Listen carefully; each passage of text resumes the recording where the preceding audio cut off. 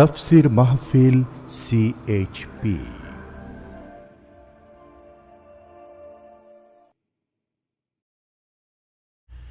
বিসমিল্লাহির রহমানির রহিম।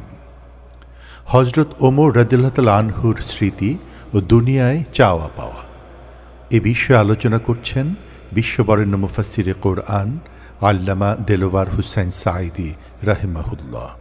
শব্দধারণ Mahsin sound systems, প্রযোজনায় CHP। শুধু তাফসীর মাহফিল CHP চ্যানেলে আল্লামা সাঈদীর মূল্যবান আলোচনা এখন দেখতে পাবেন। বিষয় ওমর রাদিয়াল্লাহু তাআলা আনহুর স্মৃতি ও দুনিয়ায় চাওয়া পাওয়া। হযরত ওমর ফারুক রাদিয়াল্লাহু তাআলা আনহু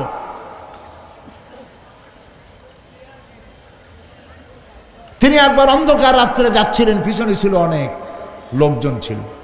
হাঁটতে হাঁটতে তিনি প্রশ্ন করলেন, আচ্ছা তোমাদের মধ্যে কি কেউ আছে এমন বলতে পারো যে কোরআন শরীফের মধ্যে সবথেকে হতাশাব্যঞ্জক আয়াত কোনটি?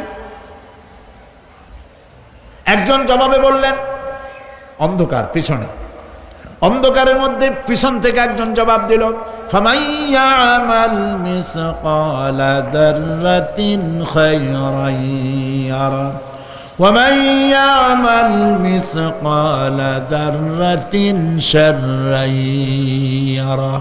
এর অর্থ হলো, পৃথিবীতে কেউ যদি ছোট্ট একটি পাপ নেকির কাজ করে, সরিষা পরিমাণ নেকির কাজ যদি করে সেটা দেখতে পাবে, সরিষা পরিমাণ পাপের কাজ যদি করে সেটা দেখতে পাবে।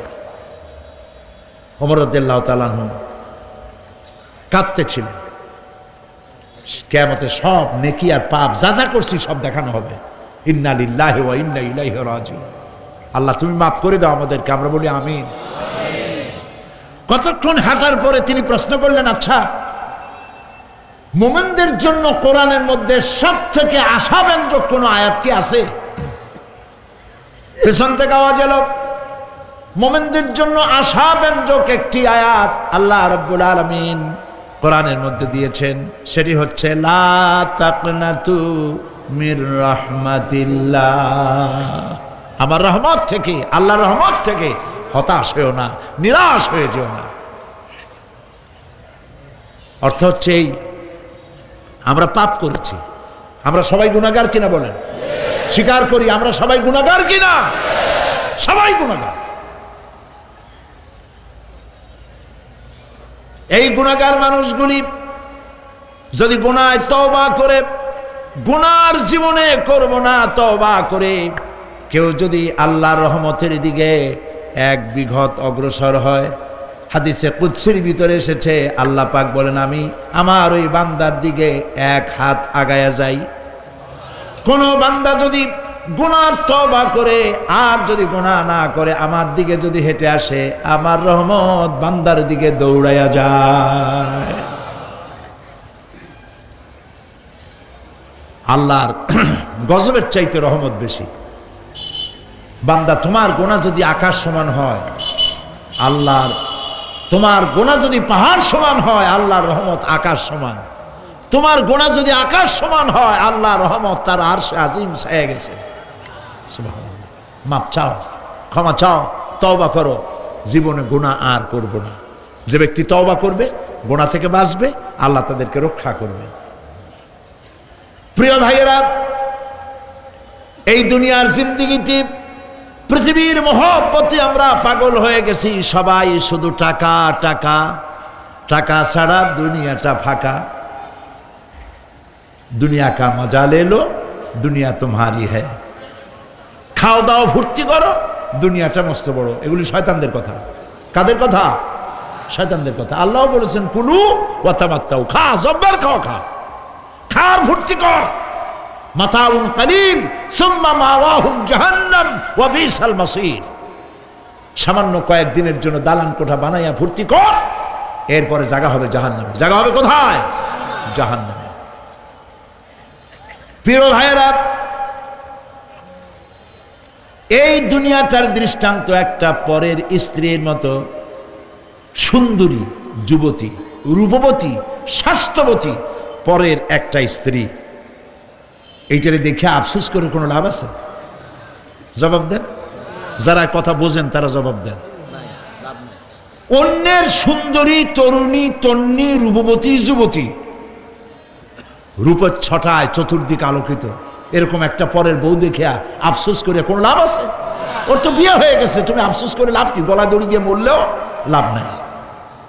এই পৃথিবী একটা সুন্দরী পর স্ত্রীর মতো, একে যত মহব্বত করবেন আল্লাহর রহমত থেকে তত দূরে চলে যাবেন, আর এই দুনিয়ার উপরে যত লাথি মারবেন আল্লাহর দিকে তত আগায় যাবেন। খালি টাকা চাই, টাকা টাকা। বাড়ি একটা আছে আরো 6টা চাই, দোকান 5টা আছে আরো 7টা চাই, গাড়ি একটা আছে আরো 50টা চাই। এই চাই আর চাই, খাই আর পাই, এই করতে করতে মানুষের জীবন শেষ হয়ে যায়। আহারে, একেবারে খালি হাতে চলে গেল। ইন্ডাস্ট্রি পড়ে থাকলো, বাড়ি পড়ে থাকলো, গাড়ি পড়ে থাকলো, 3খান কাপড় নিয়ে আর চলে গেল গর্তের মধ্যে। আহারে, ছেলে মেয়ে বউ চোখের একটু পানি ফেলাইলো ওই দিন, আর কিচ্ছু না, কবরের মধ্যে রেখে দিল। এখন কবরের ভিতরে ফেরেশতা চলে এসেছে। বেঈমান হয়ে যদি মারা যেয়ে থাকে, ঈমান নিয়ে মরে নাই, বেঈমান হয়ে মারা গেছে, কলেমা মনে আসে নাই, জিজ্ঞেস করা হবে মান রাব্বুকা মা দীনুকা মান নাবিয়ুকা, কে তোমার রব, কি তোমার দিন, কে তোমার নবী? বেঈমান বলবে হায় হাতা লা আদরি, জানি না। নাউযুবিল্লাহ, বলে নাউযুবিল্লাহ, জানি না। এখানে আপনি মুখস্থ করে গেলেই যে ওখানে জবাব দিতে পারবেন এমনটি হবে না। আমল করতে হবে, আমল তৈরি করতে হবে। আমল মানে কিন্তু এইটা না যে আপনি বসে বসে তসবিহ পড়বেন, এটা লোকের আমল করে, যে লোকটা খুব আমলদার, খুব আমল করে। আমলের ইংরেজি হচ্ছে ওয়ার্ক, বাংলা হলো কাজ। তো কেউ বসে বসে কোনো কাজ নাই তসবিহ টিপতেছে, এটা কিন্তু আমল হইল? আপনার সমস্ত কাজগুলি হতে হবে আল্লাহরে খুশি করার জন্য। দোকানদারি করবেন আল্লাহরে খুশি করার জন্য করেন। আচ্ছা, ওখানে পরে আসতেছে। কবরের ভিতরে জবাব দিবে আমি কিছু জানি না। কিছুই যখন জানলো না, শাস্তি শুরু হয়ে যাবে। সিজ্জিনে তার রূহ রাখা হবে, এ মাটির দেহ মাটির সঙ্গে মিশে যাবে। কবরের মধ্যে কোনো প্রচন্ড শাস্তি বা জাহান্নামের আগুন ইত্যাদি দিয়েছি, প্রচন্ড কোনো শাস্তি হবে না। শাস্তি হবে কবর আযাব, আযাবুল কবর হক, আযাবে কবর হবে, তবে জাহান্নামের শাস্তি মতো হবে না। আসামি কনভিক্টেড না হওয়া পর্যন্ত, বিচার না হওয়া পর্যন্ত যেমন ফালায় রাখে জেলখানার কোনো রুমে বা হাজতখানায়, ওই রকম সিজ্জিন নামক একটা জায়গা আছে, ওইখানে রেখে দেবে। শাস্তি হবে কিসের উপরে? রুহের পরে। অনেকে মনে করে যে কবর হলো ওই শুধু মাটির মধ্যে ওইটা, কিন্তু এইটার নাম শুধু কবর না। মানুষের জীবনের 4টে স্তর। কয়টা স্তর? একটা হলো আলমে আরওয়াহ, আরেকটি হচ্ছে আলমে আজসাম অথবা আলমে আসবাব, আরেকটি হচ্ছে আলমে বারজাখ, আরেকটি হচ্ছে আলমে আখিরাত। কয়টা হলো? 4টা। আলমে আরওয়াহ রুহের জগৎ, যেখান থেকে আমরা আসছি। আর আলমে আজসাম বা আলমে আসবাব হলো বস্তু জগৎ, যেখানে আমরা আসি।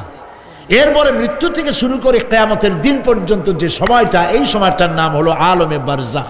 বারজাখ শব্দের অর্থ হলো জবনিকা, পর্দা, স্ক্রিন, একটা পর্দার আড়ালে নিয়ে যাওয়া হবে।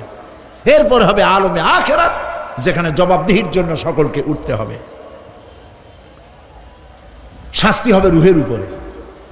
এখন আপনি বলবেন যে রুহের শাস্তি হয় কেমনে? রুহ তো দেখা যায় না। রুহ কি দেখা যায়? রুহ সম্পর্কে প্রশ্ন করা হয়েছে, ওয়ায়াসআলুনাকা আনির রূহ কুলির রূহু মিন আমরি রাব্বি। নবী, আপনাকে প্রশ্ন করা হয় রূহ কি জিনিস, আপনি বলুন রূহ হচ্ছে আল্লাহ পাকের একটি অর্ডার। তো এই অর্ডার, একটি হুকুম, যার কোনো আকার নাই, এইটারে আল্লাহ শাস্তি কেমনে দেবে?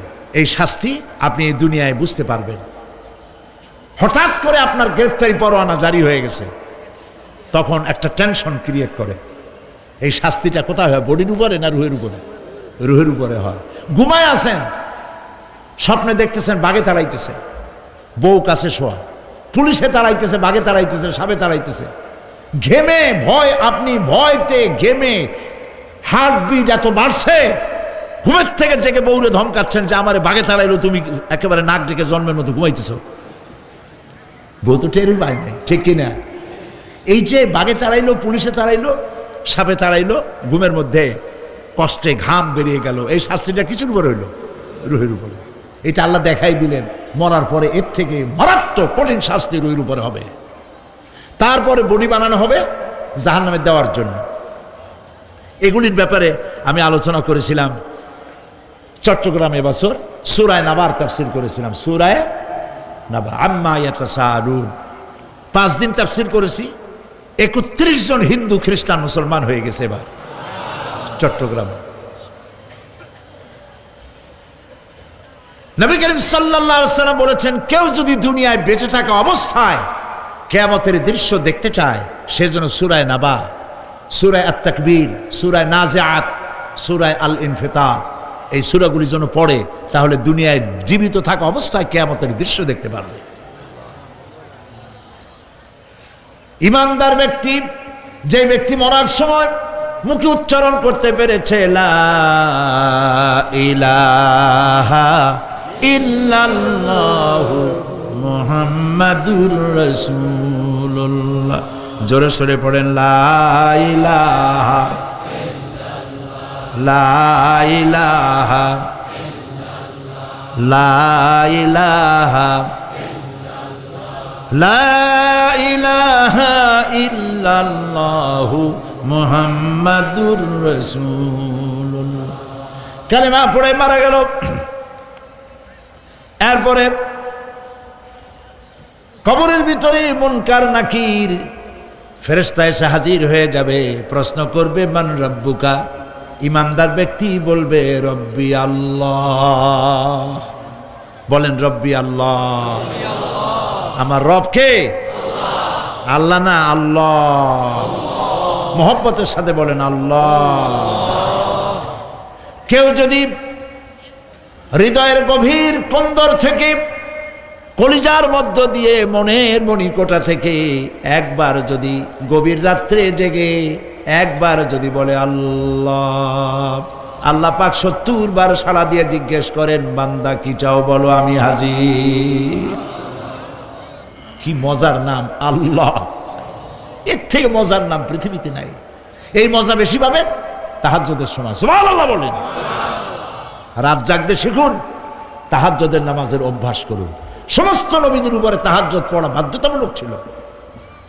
গভীর রাত্রে সব ঘুমানো, আপনি জাগুন, উজু করুন, একটা রুমের মধ্যে একা চলে যান, দরজা বন্ধ করে দিন, তারপরে 6 রাকাত 8 রাকাত নামাজ পড়ে কান ধরিয়ে আল্লাহর কাছে বলতে থাকেন, আল্লাহ আমি এই সমাজের একজন নগণ্য মানুষ, তুমি দয়া করে আমারে কত টাকা দিছো, পয়সা দিছো, আমার মতো বিদ্যা জানাওয়ালা লোকেরা রিক্সা চালায়, অফিসে চাকরি করে, খাইয়া বউরেও ভালো কাপড় দিতে পারে না, তুমি আমারে কই থেকে কই নিয়ে আসছো বাবু, তার আমি শুধু নাফরমানি করছি, গুনাহ করছি, মিথ্যা কথা বলছি, আল্লাহ তুমি আমারে মাফ করো।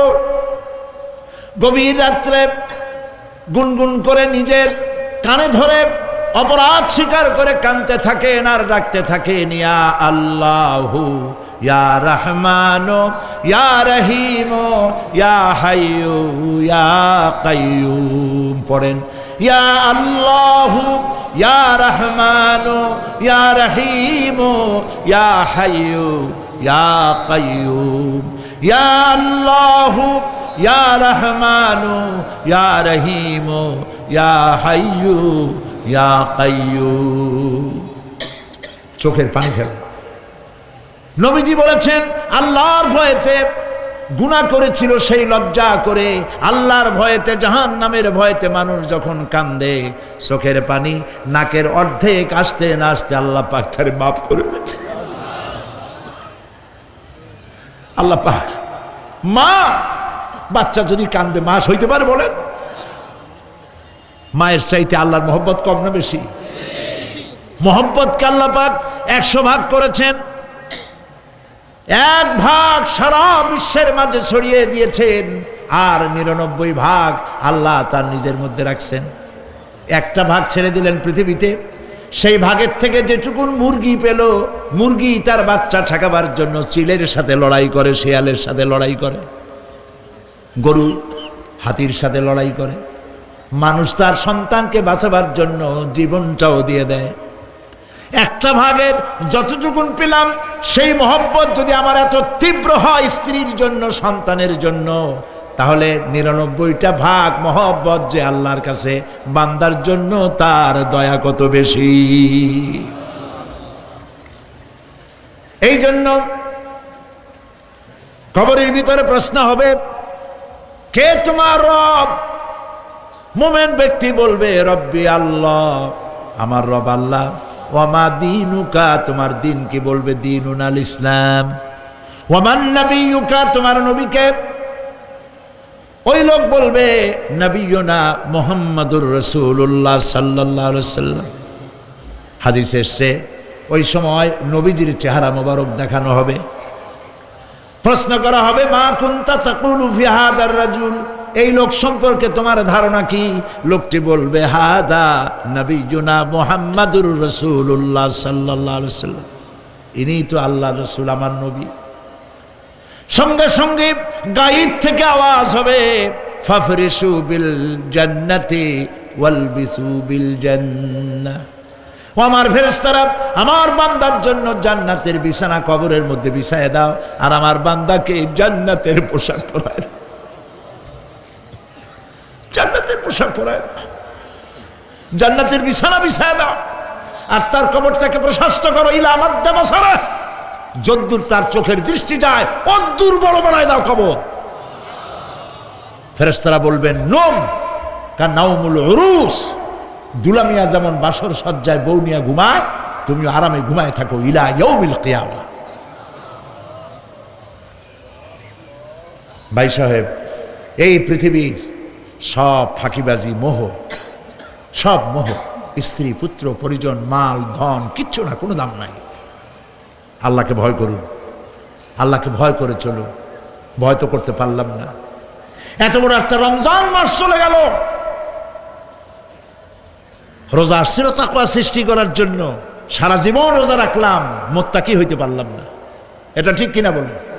সারা জীবন রোজা রাখলাম, মুত্তাকি হইতে পারি নাই। এখনো মিথ্যা কথা বলি, ওজনে কম দেই, খাদ্যে ভেজাল দেই, কথা ঠিক কিনা? মিথ্যা কথা বলতেছেন, মিথ্যা কথা বলা কবিরা গুনাহ, মিথ্যা কথা বলা সমস্ত গুনার মা।